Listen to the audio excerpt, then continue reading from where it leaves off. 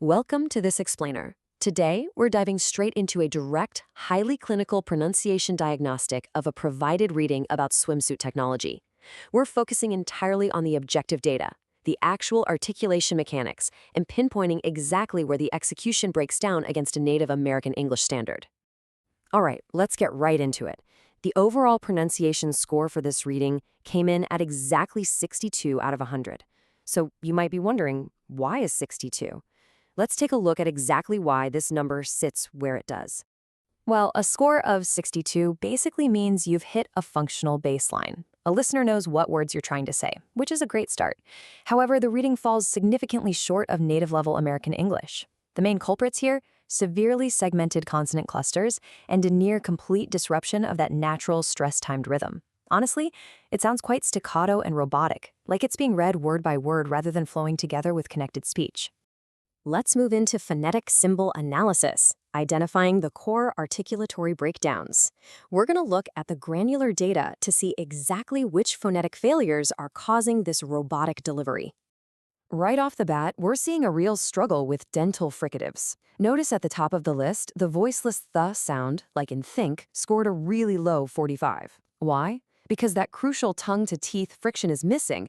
It's just being replaced entirely by a hard T or an S in consonant clusters. Similarly, the voiced the at 52 lacks vocal cord vibration, so it hardens into a sharp, incorrect D sound. And sitting right between them, the American R drops to a 50 because it lacks the necessary retroflexion and lip rounding. It's essentially losing its rhotic quality completely mid-word. Continuing down our phonetic breakdown, we've got some critical vowel errors. The ah sound scores a 55 simply because the jaw isn't dropping far enough, compressing the sound into a tight eh. But look at the schwa, the scoring a 60. This is a big one. Failing to reduce unstressed vowels to this relaxed, neutral sound fundamentally destroys the stress timing of your sentences. When every single vowel is fully pronounced, you lose all natural cadence.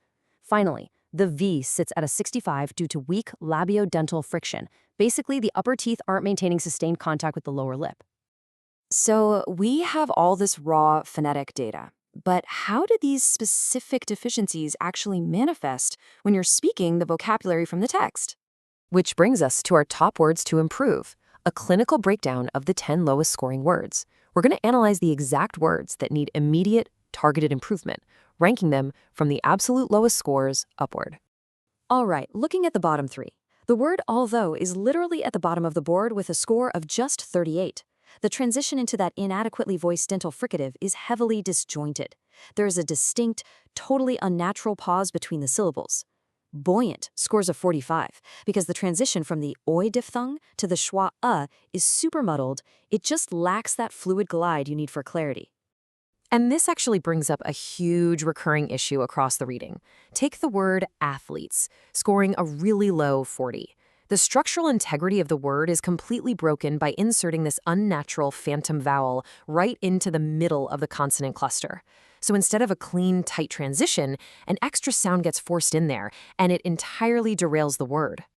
Moving slightly up the list, words like flexibility at 48 and governing at 55 are taking a heavy hit because of misplaced stress and a total lack of syllable elision.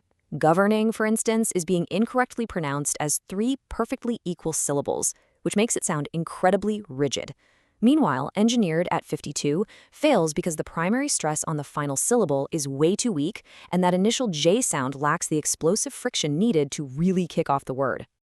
Are you noticing a pattern here? In words like Olympics at 58 and compression at 65, those initial unstressed syllables completely fail to reduce down to a clean schwa. Olympics starts with a hard O rather than a soft schwa. This specific error completely throws off the rhythmic anticipation of the primary stress sounds later on. And with equipment at 60, the blend is totally disjointed and the final T is heavily aspirated instead of being smoothly unreleased. Rounding out our top 10 is minimize with a score of 68. The big issue here is artificially stretching out those short I sounds into much longer E sounds. When you stretch vowels like this, it completely disrupts the rapid forward-moving pacing that's absolutely required for fluid, connected speech in American English. All right, on to our final pronunciation assessment, synthesizing the diagnostic data. Let's pull all these granular details together and figure out exactly what this means for your underlying mechanics and what needs to happen next.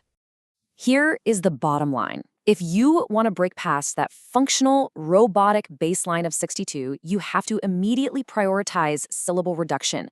You've got to master the schwa and completely stop giving equal weight to every single vowel. Also, you must surgically eliminate those phantom vowels you keep inserting into consonant clusters like we saw in athletes. Fluid articulatory transitions, they are simply non-negotiable if you want to sound native. Which leaves us with one final, critical question to chew on before your next practice session.